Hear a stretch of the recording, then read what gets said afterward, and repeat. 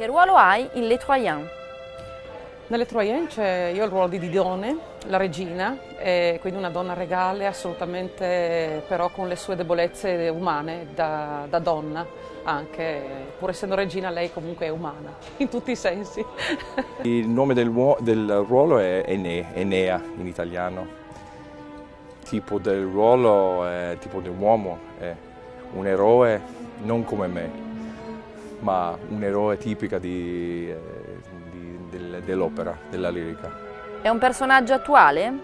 Didone oggi forse è un personaggio attuale, magari l'avremmo vista sotto un aspetto diverso, non forse così, sì, forse sarebbe anche suicidata per amore, sicuramente molto attuale, assolutamente. Il persona attuale certamente è come un uomo di oggi, quello esiste ancora nella vita. Lui invece che uomo è? Dunque, lui è uno che prima mi seduce e poi mi abbandona, quindi insomma è abbastanza comune, no? Forse. Lei invece che donna è? Lei come Daniela, bellissima donna, e anche come Didone è l'amore della vita per Enea. Didone secondo me è un esempio della donna di oggi perfettamente, perché è una reazione di questo uomo che ha fatto una promessa e poi è un'altra promessa, e allora lei ha fatto una reazione come sempre, come tutte le donne nel mondo in tutte le epoche. Com'è lavorare con lui? Ma facilissimo, è un collega straordinario, un cantante straordinario, quindi un uomo straordinario, che cosa si può voler di più dalla vita? Com'è lavorare con lei? È un piacere sempre, però devo dire è la prima volta che ho lavorato con Daniela, con lei come una donna, sempre un uomo, ma piacere, veramente un grande piacere, lei è strepitosa. Il momento in cui hai deciso di fare il cantante? Appena sono nata. Io ho cominciato prima a cantare, poi a parlare, quindi sono nata così, non ci posso fare niente. Cantante professionale in mezzo dell'università, ma come un cantante io canto tutta la mia vita. Quando io avevo 3 anni c'era una storia che ho cantato con un jukebox e allora ho deciso 19 anni, a 20 anni. Hai qualche cantante di riferimento? Io prendo riferimento da tutto, dal musical, dalla musica pop, dal rock, dall'heavy metal, dall'opera, dal sinfonico, da tutto, dalla musica corale, da tutto, perché si possono trarre spunti da ogni cosa. La musica, se è bella, se è brutta è comunque brutta in tutti i campi. Alfredo Kraus. E per questi ruoli più drammatica. Placido, certamente, John Vickers. Il primo ruolo che hai cantato? Il primo ruolo che ho cantato è stato proprio un ruolo di Berlioz, ma la voce dal cielo nella Damnation de Faust, e aveva una bellissima parrucca bionda fino ai piedi, proprio adattissima a me. Ferrando, in Così fan tutte, 1900. Il personaggio che ti piace interpretare di più? Beh, sarò banale, Didone, assolutamente, un ruolo che va tutto tondo e mi dà una grande soddisfazione. Otello, devo dire, più interessante, più complessa, incredibile. Otello di Rossini e di Verdi, uguale. Hai un metodo per immedesimarti nei personaggi che interpreti? L'aiuto del regista è fondamentale per dare la via all'interpretazione giusta del personaggio. Si può trarre spunto da varie, anche dal cinema in questi casi, o dalle proprie esperienze. Ovviamente magari delle esperienze noi non ce l'abbiamo dentro, però bisogna saperle ricavare, la recitazione fa parte anche di questo. Ma come un attore voglio interpretare come io sento quel carattere. Non sono un cantante che guardano tutti questi interpreti e poi imita quello, imita questo. Io sento sempre il mio modo. Se non avessi fatto il cantante, cosa avresti fatto? La carabiniera, assolutamente. Giocatori di baseball. I colleghi cantanti con cui hai lavorato con più piacere? Ci sono molti cantanti con i quali ho lavorato con piacere, non perché qui è lui, lì è lì, ma con Gregory assolutamente ci conosciamo da tantissimi anni, non dico quanti altrimenti si può ricavare l'età, però ce ne sono tanti, soprattutto quelli che non sono divi, perché i divi non vanno bene forse per il pubblico, ma per noi cantanti per lavorarci no, più di tanto non va bene. Devo dire ogni persona che ho lavorato è un piacere da andare in scena con tutti, veramente. I registi da ccui hai imparato di più? Pierluigi Pizzi, ho lavorato benissimo con lui, Ugo De Anna, un grandissimo regista, David McVicar, assolutamente, abbiamo lavorato benissimo, Damiano Micheletto, sicuramente ne escluderò tantissimi, ma il tempo non c'è, la lista è lunghissima, comunque devo dire che da molti di questi ho imparato molto. Davide Livermore, genio, anche un cantante, ex cantante che mi aiuta molto.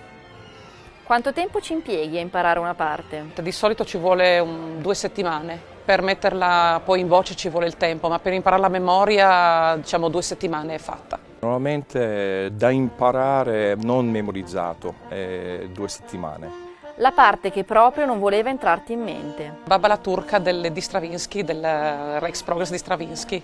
Forse è stato Arrigo di Vespri Siciliane perché è lunghissima. Fai qualche rito scaramantico particolare prima di entrare in scena? Io durante tutta l'opera è che non chiudo lo spartito fino a che non sono rientrata in camerino fino alla fine. Quando rientro per ricambiarmi e tornare me stessa, chiudo lo spartito. Dico sempre al coro e tutti in scena, tutti chi è in scena, anche fuori scena, buon divertimento. Cosa significa cantare alla Scala per un cantante? Cantare alla Scala è un grandissimo punto di arrivo, anche forse un punto di partenza. Per me è stato anche un punto di partenza all'inizio della carriera. È il teatro più importante al mondo e quindi è un grande onore. È difficile, ci vogliono dei nervi saldi, però è un teatro straordinario, il miglior teatro al mondo, assolutamente. È il top, è l'apex della carriera, da arrivare qui. Per arrivare ancora è stato un altro piacere, ma di più, è una cosa molto speciale. Cosa fa Daniela nel tempo libero? Cucino, forse si vede, mangio anche, perché ovviamente poi devo assaggiare, giustamente, anche se ho le mie cavie. Cosa fa Gregory nel tempo libero? Mi piace da giocare golf, mi piace da andare a casa con la mia famiglia, e quella è molto rara in questi mesi. Il tuo libro preferito? È quello che sto leggendo in questo momento, Dr. Sleep di Stephen King. È la Bibbia. Il tuo film preferito? La storia infinita, proprio perché è stato fatto da un mio carissimo amico. Lui è stato il disegnatore e l'ideatore di tutte le figure del film. The Shawshank Redemption. Il fine è stato così. Ho visto quello 5 volte, bellissimo. Il tuo piatto preferito? Forse una cosa che si fa da noi a Trieste, che sono gli gnocchi con il ragù, gli gnocchi di patate, solo di patate. Spaghetti alle vongole, e non si trova negli Stati Uniti neanche, è difficile, solo qui in Italia che è meglio da aspettare quando arrivo in un bel ristorante, spaghetti alle vongole, immediatamente. Cosa mangi prima di una recita? La bistecca ci vuole, prima di una recita, poi specialmente una recita così lunga come le Troyenne ci vuole una bella bistecca, assolutamente. Un po' di proteine, un po' di carne, forse una insalata con mozzarella, questa non troppo ma abbastanza per sostenere tutta la recita, specialmente questa recita di 5 ore e mezza. Sei tifoso di una squadra di calcio? La Triestina, anche se in Serie Z, non importa, io tifo per quella. Non sono un appassionante di calcio. Segui altri sport? A me piace molto il pattinaggio artistico su ghiaccio e su rotelle, il pattinaggio artistico su rotelle l'ho fatto quando ero bambina e in generale io sono appassionatissima quando ci sono le Olimpiadi, per esempio sono per quanto possibile incollata al televisore. Basket, football americano, baseball, golf, tennis. Mare o montagna? Montagna assolutamente. Mare. Cani o gatti? Tutti e due, li ho avuti tutti e due, ho avuto dei bellissimi cani, dei bellissimi gatti, adesso un cagnolino piccolissimo che si chiama Apple, per cui tutti e due gli animali sono tutti belli, tutti quanti. Cani. Se fossi un animale, che animale saresti? Forse un incrocio fra un cane e un gatto, probabilmente. Un orso forse. Un orso polar, polar bear, polare, ecco. Raccontaci un aneddoto divertente che ti è capitato in palcoscenico o dietro le quinte. A me viene in mente una cosa divertente e scioccante allo stesso tempo che mi è successa quando ero ancora molto giovane, facevo le audizioni, mi ricordo che stavo aspettando di entrare in palcoscenico per fare questa audizione e uno vicino a me si è bevuto un bel po' d'acqua e poi me l'ha sputata addosso perché non sapeva che io fossi lì, quindi immaginate come mi sentivo in quel momento.